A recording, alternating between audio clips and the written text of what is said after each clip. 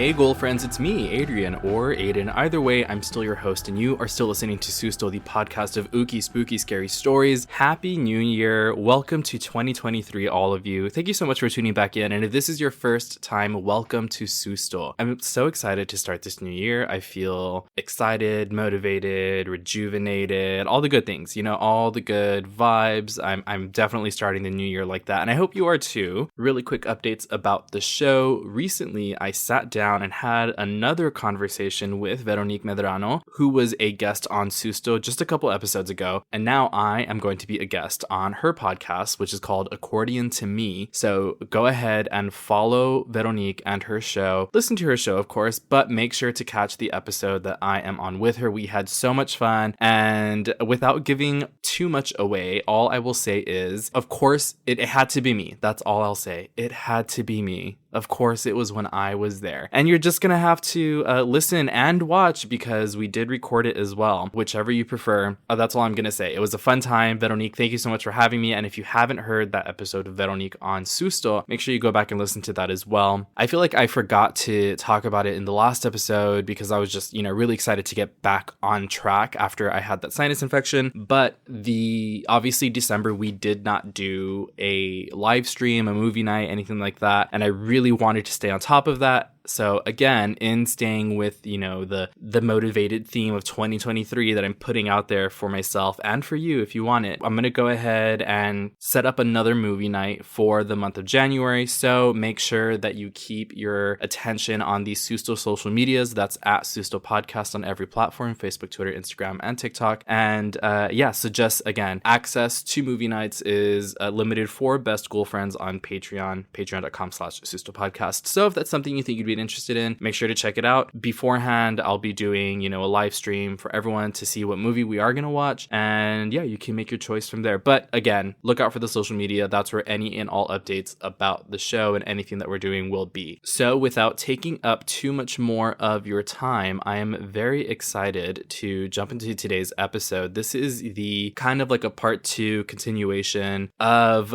the last Letters from the Beyond. If you haven't heard that one, Letters from the Beyond Part 4, that one was a lot of fun. A very close personal goal friend of mine sent in some of her stories from the house that she grew up in, that her family was in, and they were really good. But again, there was such a healthy amount of content that I wanted to split it up into 2 episodes. So we're going to dive into the rest of Erica's stories, and I have another submission that I wanted to read on this episode as well. You can send in your own scary stories for me to share on the show or on social media, because it can also be a video, picture, audio, anything spooky. I will find a way to share it, but you can get that to me by sending it to sustopodcast@gmail.com. You can leave it in a 5-star review if you're able to do so on whatever platform you're listening to, or you can send it in a DM on the socials. Also, please make sure to leave a rating or a review wherever you're listening, like and or subscribe to the show. That helps me more than anything, and it is a free way to support your ghost host. Again, thank you so much, and let's go ahead and jump into today's letters.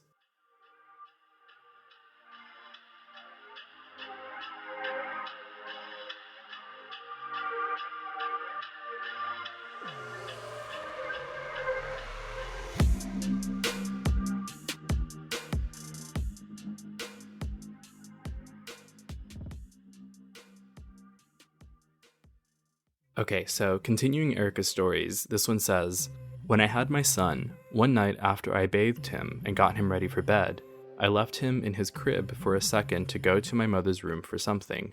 While I was in there with my mom, my son yelled a scary yell.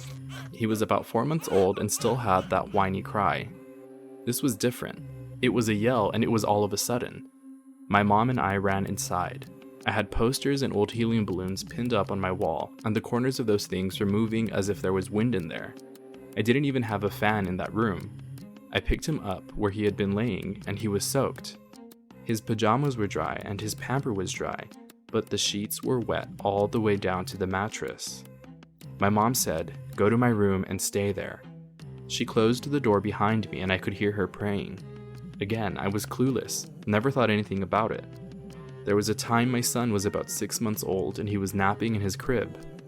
I walked outside to feed our dog and the door locked. We didn't have a spare key and my son was inside alone. No one else was home. I walked to the neighbor's house in a panic and asked for help. We had burglar bars on the windows, so it seemed impossible to get in. My little brother showed up with his friend and they squeezed him through the bars and he was able to unlock the door. Of course, when I ran to my room, my son was yelling his head off. That had never happened before. When my older brother left for college, I took his room, the room with the weird carpet. My son was now about 3 or 4 at the time, and he had drawers filled with toys.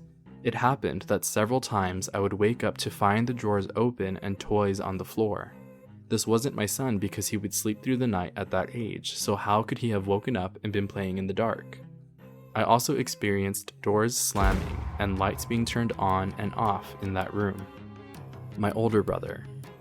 His room was the only room in the house that had a different carpet and the built-ins were orange. In that room, my brother would experience doors slamming shut and lights turning off while he was up late at night studying. His TV would turn on and off on its own.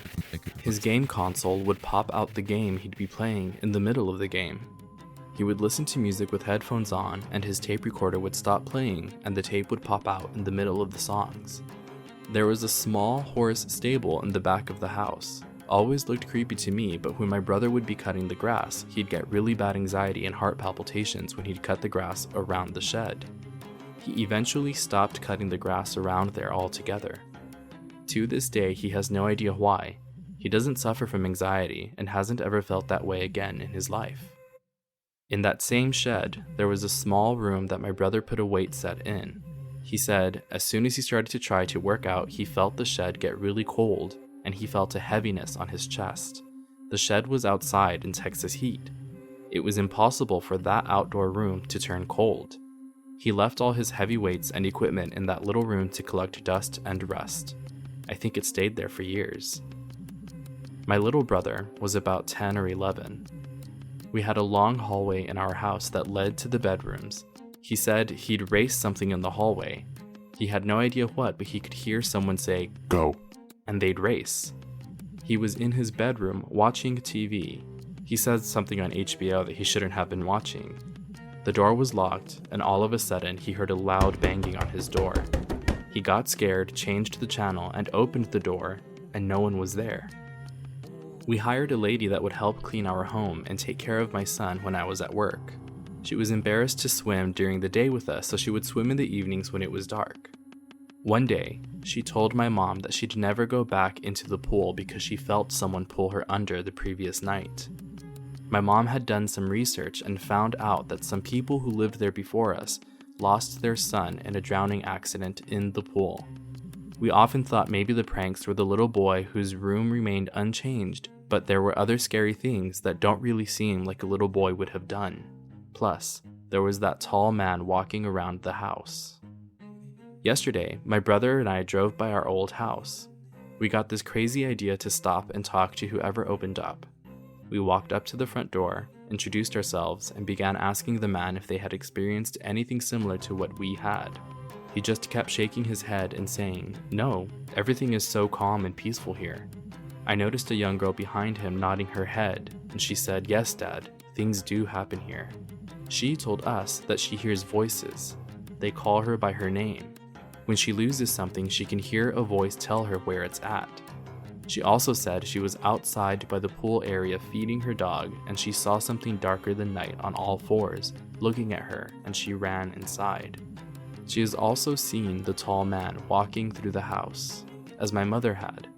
The young girl told us, "My mother has seen me in the house when I've been away at camp." She also experienced the lights turning on and off and banging on doors. As we walked away, I felt huge validation for our experiences in that house. My family and I often talk about it when we get together. Sometimes we share our experiences with others only to get laughed at. But yesterday made it real for us. I had goosebumps the entire time the little girl was telling us. She must have been about 14 or 15 years old. My little brother said, "I wish they had invited us in, but I'm not too sure I would have gone back in." Thanks for letting me tell you our story. I'm sure there will be people who still laugh at us, but we lived it, and we know what happened. Erika, I don't know why that last part made me kind of emotional. I feel like the majority, if not all of the people who listen to Susto believe you. I know that I do a lot of demystifying, or sometimes I ask questions or I try to explain away things. And a lot of times I don't. I just go with it and let myself be scared. One of the things that I have heard when people talk about these sort of experiences is and I think I've talked about it on the show before, is there's this idea of, like, obviously we've talked about the ideas of stress and trauma, but also everyday stresses, like if they pile up even a small amount, they can manifest in different ways for different people. I know that, what's it called? Like hallucinations can be a stress response. When I was going to therapy, my therapist asked me at one point if I had seen certain things, or like, and the way that she described them, I was like, yeah, shadow people in the corner of my like peripheral vision or whatever. And she explained to me how sometimes stress can manifest that way. But she said one thing that she told me, that's who it was that told me. And I thought that this was really important for me to hear, and I think it's really important for a lot of people to hear, is whether or not it's a hallucination or nobody else saw it, you saw it. It's still real because you're experiencing it. And I'm not saying that these things that you and your family experienced in your house are hallucinations or they were just manifestations of stress or what have you. After reading all this, I really do believe that you were living in a haunted house. What I'm trying to say is, at the end of the day, they were your experiences, and the fact that you shared them with your family and this young woman that you got to speak to, it is very validating. And I think that anybody that would laugh at you for sharing this story is not such a nice person. But again, the Susto fam, the Ghoul friends, I guarantee you are not laughing about this. If anything, we're all eating it up and being like, oh my God, that's happened to me, or, So again, thank you, Erika, for sharing that so much. So I'm going to move on to the next story, and this is from Adrian. And if you all don't know or haven't seen yet, Adrian is an amazing artist, and I have shared some of his work on the social medias. He has done art that is either related to or based on some of the stories that I've told. So make sure that you go check them out. He actually did the art for the Mano Peluda foil print that I sent out to Best Ghoul Friends on Patreon. So again, if you haven't seen his art, make sure to go check him out. I think his name is Art Toast Adrian on Instagram. So we're going to go ahead and hear his story. He says, I love your podcast, dude, and I love your art, Adrian. From the Latinx folklore to the spooky letters from the beyond, I really enjoy the work that gets put into it. Sadly, I'm going to break your heart here. I don't believe in the paranormal. Truly heartbroken. Considering your art is so good, I'll forgive you. We'll look past it. He continues, I'm a huge skeptic, and I will find any logical reasoning for anything spooky that happens to me. I'm kind of that way. I'm the type of guy that will leave my foot hanging out of the bed and see if the kukui will grab my foot. Okay, I'm not that kind of guy. However, I love to hear and watch anything to do with the paranormal and whatever lurks in the night or day, whatever they prefer. But no matter how much I try to find an explanation for this story, I end up nowhere. The story I am about to tell you happened to my grandparents and her kids, my aunts and uncles. My sister and I were also there, but we were too young to remember this. My family migrated from Mexico and settled down in a small pueblito known as San Ignacio, located between Laredo and Zapata, Texas. Oddly enough, this town is known for its fair share of ghost stories, as well as a history of skirmishes during the Revolution.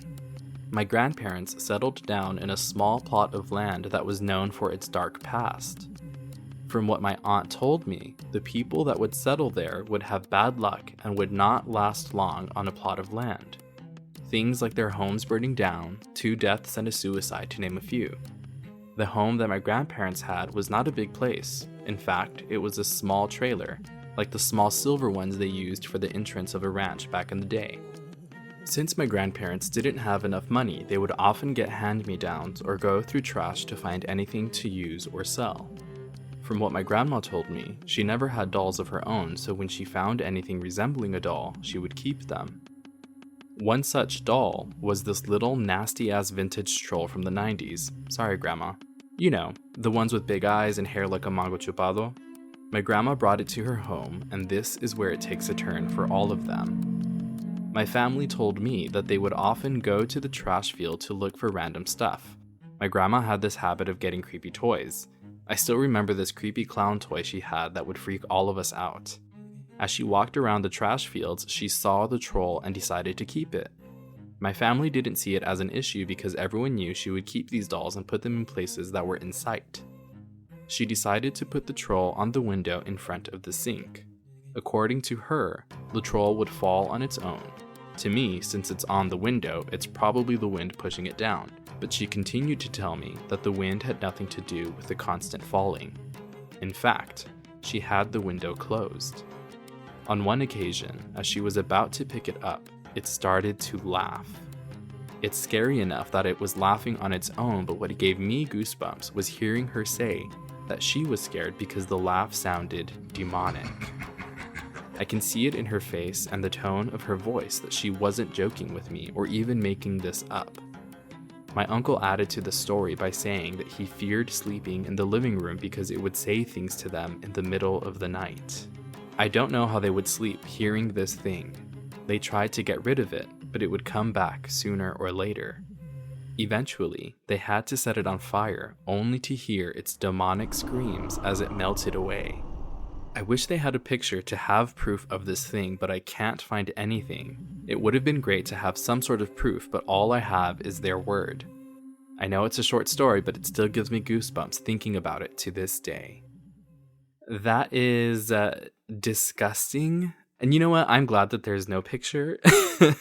I don't want whatever was in that troll to be captured on the photo or what have you. That is so terrifying. I have always been, even as a child, one of my top paranormal fears has been dolls coming to life or being possessed or what have you. It's just, and you know what? And that's probably the whole Child's Play Chucky franchise. But I feel like even before I saw those movies, dolls would freak me out because we had dolls growing up. I can't believe I never told this story. I probably push it out of my mind. But my mom had dolls in our house growing up, and they were porcelain dolls that my sisters that they got for a birthday present or what have you. And they would freak me out. I don't know. I need to ask my sisters and my mom, but I remember them telling me stories about how those dolls moved, or they would be left in one position, and then a couple hours later, when my sisters, one of them was home alone, the doll was in a different position. So I don't know if they told me those stories just to scare me and they were messing with me, or if that actually happened. I'm gonna touch base with them and see. But yeah, dolls have always freaked me out, and this little demonic laughing whispering in the night troll doll, disgusting. I'm glad that your family burned it.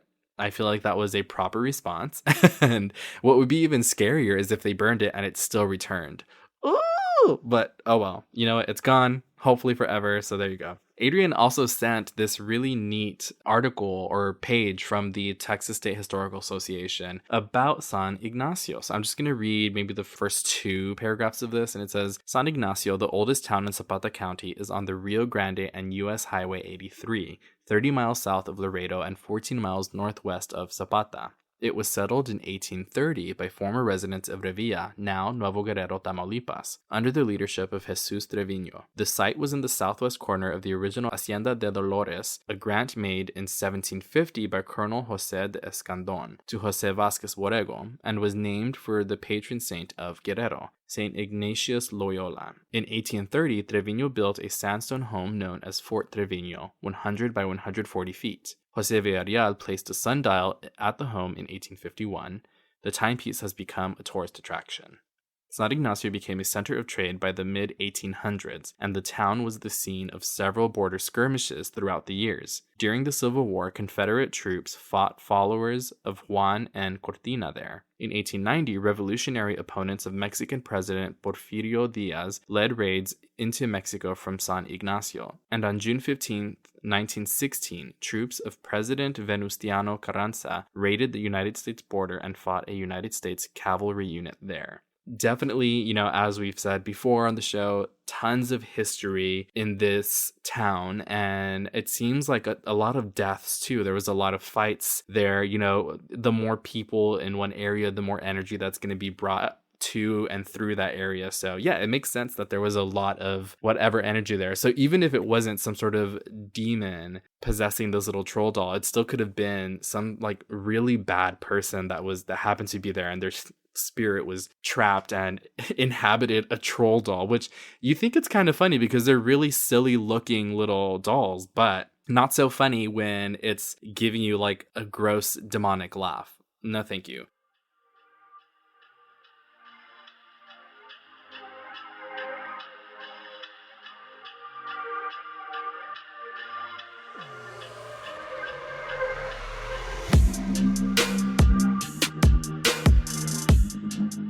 Well, Ghoul friends, thank you all so much for tuning in to this Letters from the Beyond. Thank you to the Ghoul friends who sent in their stories. Again, y'all, I love doing these episodes. I love hearing from you and your stories. And they also, like I said before, don't have to be written stories. You can send me if you've caught something on audio or video or a photo, what have you. Send it to me and I would love to share it on the show or the socials. You already know how to do that. Send an email to sustopodcast@gmail.com. Send me a DM to any of the social platforms. That's at Susto Podcast, or leave it in a 5-star review if you are able to leave a review where you are listening. I'm going to keep saying it. Those ratings and reviews help me so much. The likes, the follows, the shares. That is a free way to support the show, and I so totally appreciate it. I have big goals for 2023 and I have big ideas, and I'm excited to make those happen. Again, keep an eye on the socials for any and all updates on the show and those live stream events that I'm going to make happen more throughout 2023. And if you are interested, feel free to become a patron. That's patreon.com/Susto Podcast. You can go ahead and peruse any of the tiers. There's different benefits for each one. Find the one that works for you. Thank you for your support. It means the underworld to me. And you are Liza, Sadie, Alejandra, Luther, April, Mario, Eva, Dee, Victoria, Josette, Sam, Angela and Co, Mandy, Julianne, Karen, Laurie, Jeannie, Monica, Desiree, Anna, Brenda, Jenny, Ashes, Neressa, Amanda, Rachel, William, Asukena, and Javier. Thank you all so much. I appreciate it. I will talk to you in the next one. And what's the cheese, Matt? Tell me a story. Bye.